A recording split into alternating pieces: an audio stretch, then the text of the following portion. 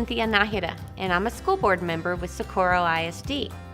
What our school board does, we're a group of 7 people who work together with Dr. Espinosa to make sure you have everything you need to get the best education possible. I'm really excited today to be able to read to you, and the book I've chosen to read is called The 3 Armadillos Tough by Jackie Mims Hopkins. So let's get started. The 3 Armadillos Tough. Once there were 3 armadillo sisters by the name of Tough. The smallest was Lily, a humdinger of a gal who really knew how to shake her shell on the dance floor. The middle sister was Jilly, the fashion queen of the family.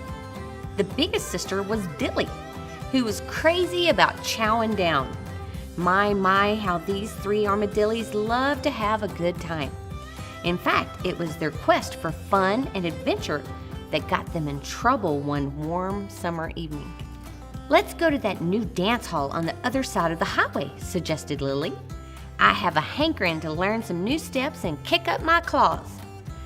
"But if we run across the highway, I might chip my nails," complained Jilly, inspecting a freshly painted cloth.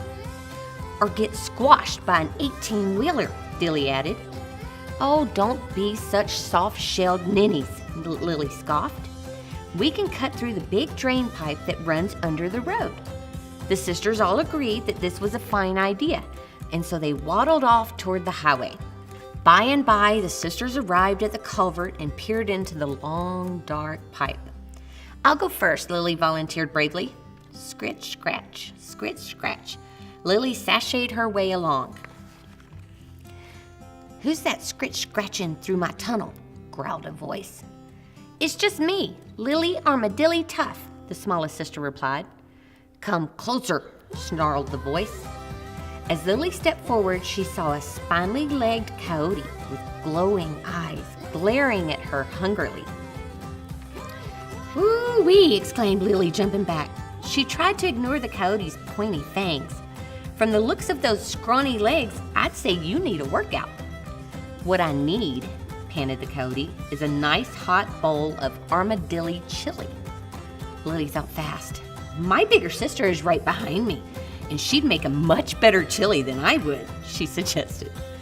The scraggly coyote scratched behind an ear for a moment. "Go on then," she barked finally. "Get." Lily scurried away before the coyote could change her mind. Soon after, the second sister waddled into the tunnel. She was very careful not to let the cobwebs catch in her jewelry. Scritch, scratch, scritch, scratch. Jilly jangled her way along. "Who's that scritch-scratching through my tunnel?" growled the coyote. "It's just me, Jilly Armadillo Tough," the middle sister replied. "Come closer," the coyote demanded.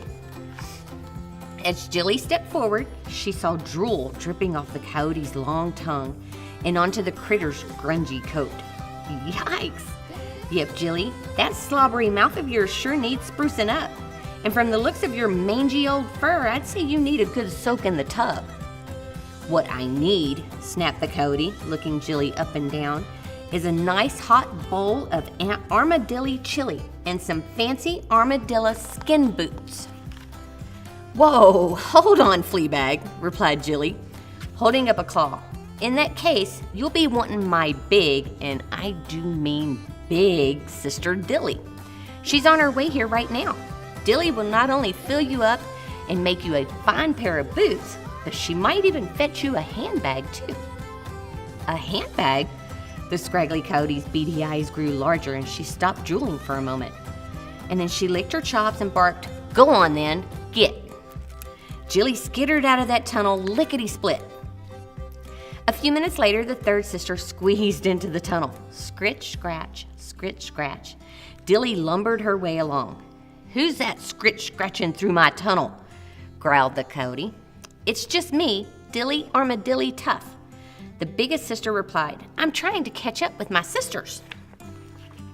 "Well, your sisters aren't here," snarled the coyote, "but they promised you would make me a fine meal, some boots, and a handbag." "Who, me?" Dilly said. "Why, that's downright ridiculous. I'm no good at cooking or sewing, but I know where we can find ourselves something good to eat and have some fun." With a growl, the coyote stepped out of the shadows, and Dilly got a good long look at her. "Mercy," Dilly yelped. Why, you poor thing. How long has it been since you've had a girls' night out?" "A what?" asked the coyote, frowning. "You know, a night out on the town," Dilly explained, "with friends." The coyote sniffed. "I've always been a loner," she said sadly. "I've never had any friends." "Well, bless your little old heart," Dilly cried. "We can fix that. Come on, let's go find my sisters." When Lily and Jilly heard the coyote's sad story, the three sisters treated the pitiful critter, whose name, by the way, was Tallulah, to a fluff and puff makeover and a fine meal at the trash cans behind the Chomp and Stomp. Before long, Tallulah was looking fine in her new hair bow, her fake leather boots, and a matching handbag. Then it was time to hit the dance floor, where Lily taught them all how to do the armadillo shuffle. Look, see how they're doing? And she's got a new handbag, and she's looking all pretty. So, if you ever hear critters digging through the garbage cans or a coyote howling, don't fret.